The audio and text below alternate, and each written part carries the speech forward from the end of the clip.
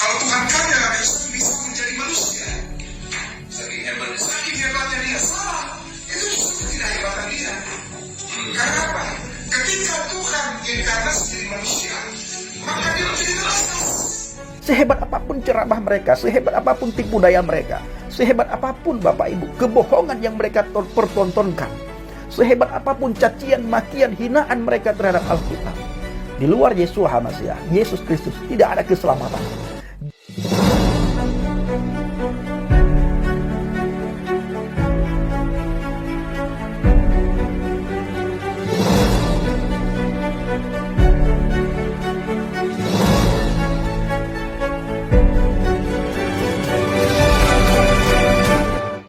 Haleluya, haleluya, Assalamualaikum Yeshua HaMashiach, salam Aki. Aku kabarkan Injil keselamatan. Bapak Ibu Nusi Tuhan, ketemu lagi dengan saya Evangelis Avraham Effendi Usman. Bagaimana kabar Bapak Ibu semua? Tentunya sangat luar biasa. Nah saudaraku, kali ini kita akan membahas bagaimana para mukallaf begitu gencarnya mereka dalam membuat video di media sosial. Secara terang-terangan mereka berani membahas Alkitab, ayat demi ayat yang mereka bacakan, lalu mereka tafsirkan menurut udelnya mereka. Tujuannya apa? Agar orang-orang Kristen yang awam, khususnya pemuda-pemudi Kristen yang mereka incar, agar meninggalkan iman percayanya kepada Yesus Kristus, lalu masuk ke agama mereka, jadi bagian mereka. Saudaraku, apa tanggapan kita akan hal ini? Memang sudah tertulis semuanya di dalam Alkitab. Sudah dinubuatkan semuanya dalam Alkitab Bapak Ibu. Kita harus hati-hati. Harus jaga iman benar-benar. Harus berada selalu di dalam firman Tuhan yang hidup.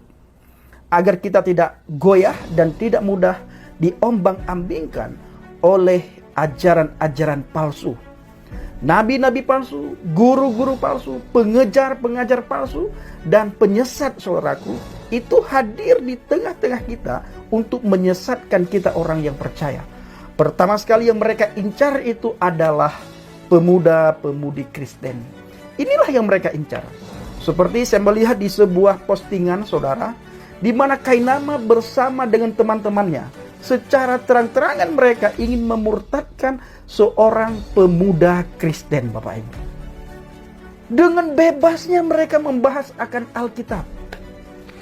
Tidak ada teguran dari para pihak ustadz, dari para pihak kiai, dari para alim ulama saudara.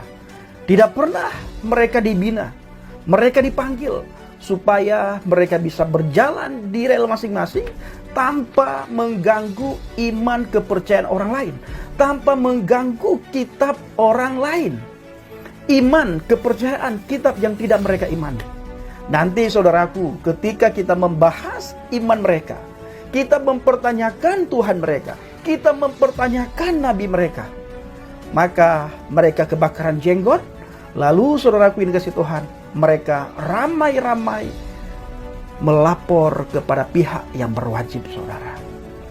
Ya, banyak sekali kita melihat kasus yang sudah ada, teman-teman yang sudah masuk ke dalam penjara saudara. Itu kenapa?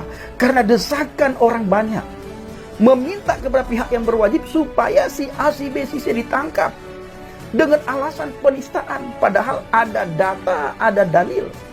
Tetapi mereka tidak bisa melihat yang di depan mata, yang jelas-jelas setiap hari mereka bahas iman kekristenan.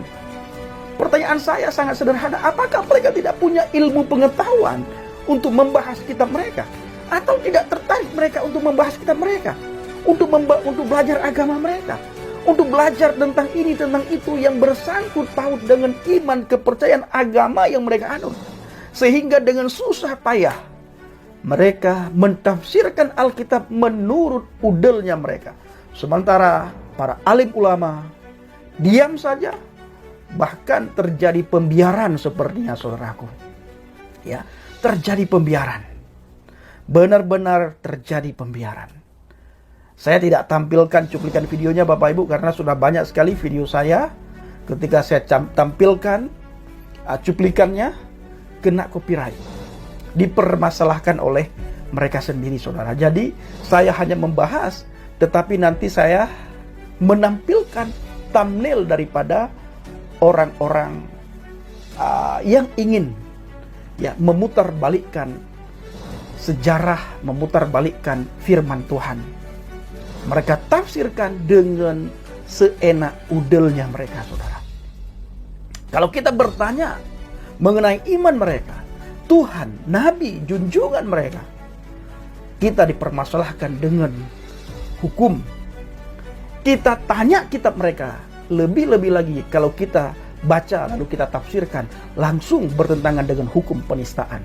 Sementara mereka yang terang-terangan di media sosial, Bapak Ibu, dengan bebasnya mereka mengutip firman Tuhan, ditafsirkan menurut udelnya mereka. Terjadi ocehan di situ, terjadi tertawaan di situ, terjadi hinaan dan makian di situ, saudaraku. Lagi-lagi tidak ada pembinaan terhadap orang-orang semacam itu. Khususnya Kainama CS, saudaraku. Dan ada banyak lagi mukalab-mukalab yang lain yang dengan terang-terangan mereka mengotak-ngatik Alkitab. Ya, saya sampai menjawab di postingan mereka, Bapak Ibu, begini tulisan saya.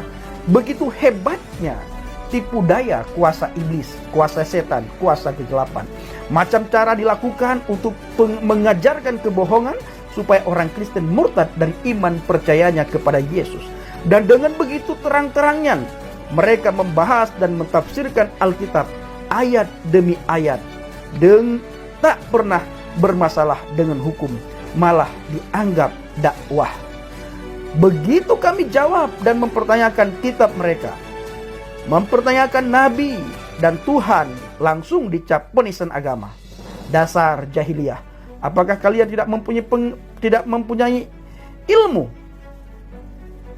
Apakah kalian tidak mempunyai dan mengkaji iman kalian sendiri, sehingga setiap hari mempertontonkan kebohongan kepada publik? Apa yang mereka pertontonkan oleh banyak orang dari kalangan golongan agama mereka dicap, dianggap apa yang mereka sampaikan itu lagi berdakwah di jalannya Allah. Lagi berdakwah di jalannya Allah, lagi menyampaikan kebenaran di jalannya Allah, lagi membela agamanya Allah, saudaraku. Lucu sekali. Bapak Ibu, apa sih kata firman Tuhan mengenai orang-orang seperti Kainama? Ada banyak ayat Alkitab yang memberitahukan kepada kita, menceritakan kepada kita, memberitakan kepada kita bagaimana keadaan mereka semestinya. Di dalam Injil Markus 9 ayat 42, barang siapa menyesatkan salah satu dari anak-anak kecil yang percaya ini, lebih baik baginya jika sebuah batu kilangan diikatkan pada lehernya lalu ia dibuang ke dalam laut, Bapak Ibu. Jadi Bapak Ibu, si penyesat itu digambarkan dalam Alkitab. Lebih baik kita ikatkan batu di lehernya lalu kita campakkan ke laut atau ke sungai. Ya, begitulah gambaran orang-orang yang menyesatkan orang percaya. Jadi Tuhan tidak main-main dengan para penyesat. Ya, Tuhan tidak main-main dengan orang-orang yang menyesatkan orang-orang percaya, saudaraku. Nanti mereka akan diminta pertanggungjawaban oleh Tuhan. Nah, di dunia ini, apalagi di bangsa dan negara ini, Bapak Ibu, mereka kaum mayoritas. Dengan bebas mereka membahas Alkitab kita. Jelas, saudara, mereka itu tidak punya ilmu. Mungkin mereka tidak tertarik dengan agamanya, tidak tertarik mereka dengan imannya, tidak tertarik lagi mereka dengan kitabnya. Atau mereka benar-benar tidak punya ilmu untuk mereka pelajari kitabnya, supaya mereka dianggap hebat, dianggap orang yang berpendidikan. Mereka membahaslah iman yang tidak mereka imani, kepercayaan yang tidak mereka percayakan, kitab yang tidak mereka percayakan. Kenapa? Dan apa tujuannya? Supaya mereka dianggap hebat oleh kaumnya, saudaraku. Ya, padahal mereka itu adalah jelas-jelas orang yang sangat bodoh sekali. sudah menjadi mu'alaf, masih saja membahas Alkitab. Masih saja suka membaca firman Tuhan. Di masjid-masjid, di menasah-menasah, di jamaah tabligh, di pengajian-pengajian. Para mu'alaf itu, khususnya Bapak Ibu, tugasnya untuk mengabarkan Alkitab.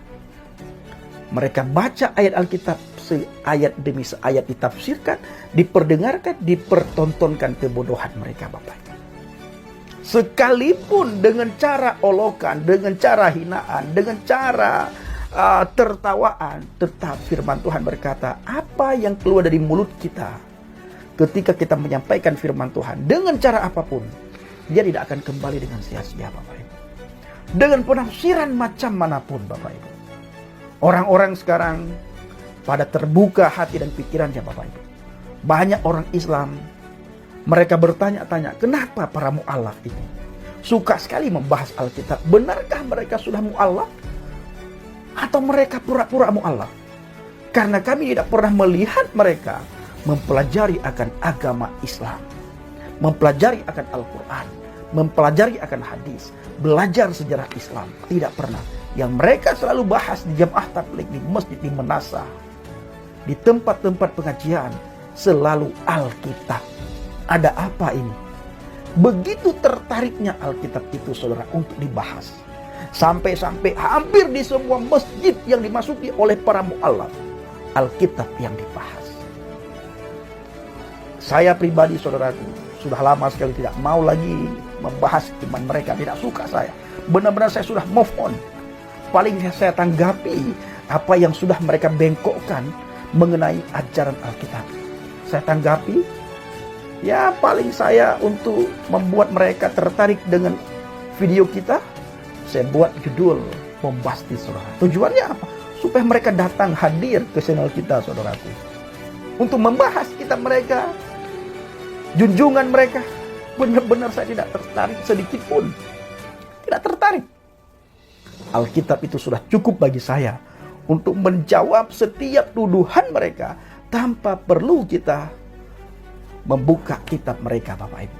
Ya, saudaraku, para pencinta channel Jelah Baget, kiranya video singkat ini bisa menguatkan iman percaya kita kepada Tuhan Yesus, kepada Tuhan Yesus Hamasiah. Di luar Dia tidak ada keselamatan. Sehebat apapun ceramah mereka, sehebat apapun tipu daya mereka, sehebat apapun, Bapak Ibu, kebohongan yang mereka pertontonkan, sehebat apapun cacian, makian, hinaan mereka terhadap Alkitab, di luar Yesus Hamasiah, Yesus Kristus, tidak ada keselamatan.